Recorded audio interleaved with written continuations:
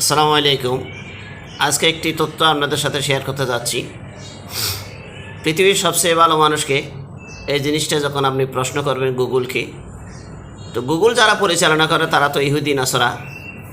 তো সবাই আমরা জানি, ওনারা নিজেরাই স্বীকার করে পৃথিবীর সবচেয়ে ভালো মানুষ বিশ্বনবী হজরতে মোহাম্মদ মুস্তাফা সাল্লাল্লাহু আলাইহি ওয়াসাল্লাম।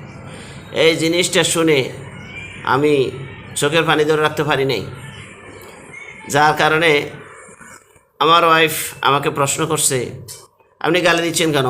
আসলে গালি দিই নেই, আমার একটা মনের আবেগ শেয়ার করলাম ওর সামনে, সেজন্য সে চিন্তা করছে কি আমি গালি দিছি। আসলে গালি দিই নেই, তারা স্বীকার করে না পৃথিবীর সবচেয়ে ভালো মানুষ হিসেবে আমাদের নবী হজরত মোহাম্মদ সাল্লাল্লাহু আলাইহি সাল্লামকে স্বীকার করে, কিন্তু মানে না।